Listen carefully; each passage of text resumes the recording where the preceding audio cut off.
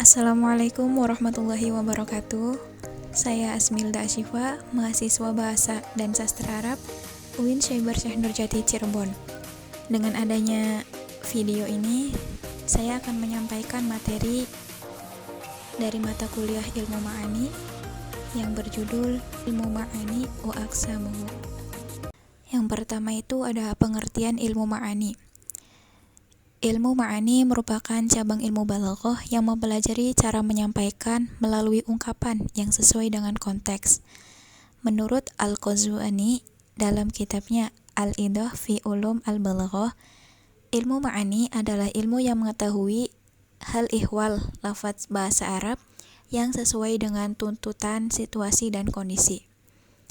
Kemudian di dalam kitab Jauharul Maknun, ilmu ma'ani didefinisikan dengan ilmu ma'ani huwa ilmu yu'rafu bihi ahwalul lafdi al-arabi allati biha yutabiku muqtada al-hal, yang artinya ilmu ma'ani adalah ilmu yang dengannya diketahui keadaan-keadaan lafaz Arab yang dengannya suatu ungkapan sesuai dengan tuntutan keadaan. Menurut kitab Jauharul Maknun, ilmu ma'ani berkaitan dengan mempelajari keadaan atau kondisi lafaz, ungkapan dalam bahasa Arab, serta memahami bagaimana ungkapan tersebut dapat sesuai dengan konteks atau tuntutan keadaan. Ilmu ma'ani dalam Jauharul Maknun juga mencakup pembahasan tentang kalam khobari dan kalam insya'i, serta aspek-aspek lain seperti ijaz, itnab, dan musawah. Ahmad Matlub dalam Al-Balaghah Inda Al-Sakkaki menyatakan bahwa ilmu ma'ani adalah ilmu yang membahas tentang cara menyusun kalimat yang bervariasi untuk mengungkapkan satu makna dan mengetahui karakteristik susunan kalimat serta kesesuaiannya dengan situasi dan kondisi. Kemudian bagian kedua itu ada ruang lingkup ilmu ma'ani. Ruang lingkup ilmu ma'ani itu mencakup beberapa aspek utama. Yang pertama itu ada kalam khobari dan kalam insya'i. Yang kedua itu al-qasr atau pembatasan. Yang ketiga itu ada al-fasl dan al-wasl, yakni pemisahan dan penyambungan. Kemudian yang terakhir itu ada al-ijaz, al-itnab, dan al-musawah atau peringkasan, perluasan, dan kesetaraan. Kemudian bagian yang ketiga itu ada pembagian kalam khobari dan kalam insya'i. Yang pertama itu kalam khobari. Kalam khobari ialah kalimat yang mengandung suatu berita atau informasi yang dapat dinilai benar atau salah. Menurut Al-Hashimi dalam Jawahir Al-Balaghah, kalam khobari adalah ungkapan yang mengandung kemungkinan benar atau salah pada dirinya sendiri. Kemudian pembagian kalam khobari, yang pertama itu ibtida disampaikan kepada pendengar yang belum mengetahui informasi. Kemudian yang kedua, tolabi disampaikan kepada pendengar yang ragu-ragu. Kemudian yang ketiga itu ada inkari, yaitu disampaikan kepada pendengar yang mengingkari informasi. Kemudian yang kedua itu ada pembagian dari kalam yang kedua itu ada kalam insya'i atau kalimat non berita. Kalam insya'i merupakan kalam yang tidak mengandung berita dan tidak dapat dinilai benar atau salah. Menurut Al-Qazwini dalam Al-Idah fi Ulum Al-Balaghah, kalam insya'i merupakan ungkapan yang tidak mengandung kemungkinan benar atau salah pada dirinya sendiri. Kemudian pembagian kalam insya'i itu dibagi menjadi dua, kalam insya'i tolabi dan kalam insya'i ghairu tolabi. Kalam insya'i tolabi ialah salah satu jenis kalam insya'i yang mengandung permintaan atau tuntutan untuk melakukan sesuatu yang belum terjadi pada saat ungkapan diucapkan.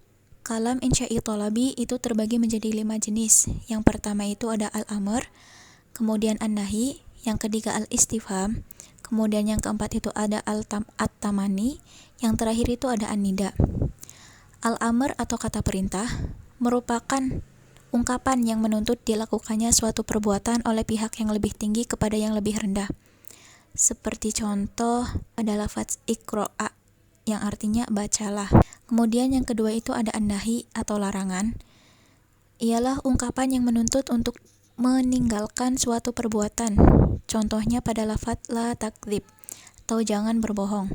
Kemudian yang ketiga itu ada al-istifham atau kalimat tanya. ialah ungkapan yang digunakan untuk meminta informasi yang belum diketahui sebelumnya. Seperti contoh, mata ta'udu, artinya kapan kamu kembali. Kemudian yang keempat itu ada at-tamani atau angan-angan. Ialah ungkapan yang menyatakan keinginan terhadap sesuatu yang sulit maupun mustahil untuk diwujudkan. Contohnya itu seperti laita syababa ya'udu yauman, artinya andai masa muda bisa kembali sehari. Kemudian yang terakhir atau yang kelima itu ada an-nida, seruan. Ialah ungkapan yang digunakan untuk memanggil atau menyeru, seperti contoh ya thalibu, yang artinya wahai mahasiswa. Kemudian yang terakhir itu ada kalam insya'il ghairu tulabi. Kalam insya'il ghairu tulabi adalah jenis kalam insya'i yang tidak mengandung permintaan atau tuntutan. Ungkapan ini lebih berfokus pada pengungkapan perasaan, penilaian, atau penekanan terhadap suatu keadaan. Menurut Al-Hashim dalam Jawahir Al-Balaghah, insya'il ghairu tulabi ialah ungkapan yang tidak menuntut sesuatu yang belum terwujud pada saat pengucapan. Kemudian pembagian kalam insya'il ghairu tulabi itu terbagi menjadi 6 jenis. Yang pertama itu ada at-ta'ajub atau rasa kagum. Ialah ungkapan yang menunjukkan rasa kagum atau takjub terhadap sesuatu. Seperti contoh, alangkah indahnya langit. Kemudian yang kedua itu ada al-madah atau pujian. Ialah ungkapan yang digunakan untuk memuji atau menyanjung. Seperti contoh, sebaik-baik lelaki adalah Zaid. Kemudian yang ketiga itu ada adzam atau celaan, merupakan ungkapan yang digunakan untuk mencela atau mengancam. Seperti contoh, bi'sal khalqi al-kadzab.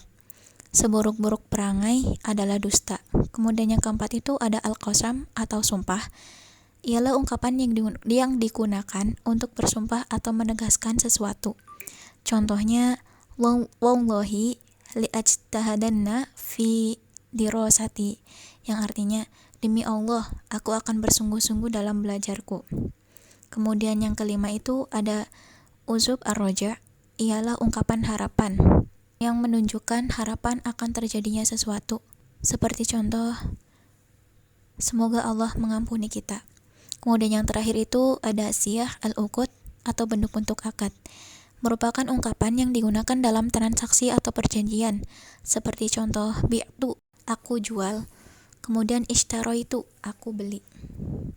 Demikian penjelasan yang dapat saya sampaikan. Terima kasih. Wassalamualaikum warahmatullahi wabarakatuh.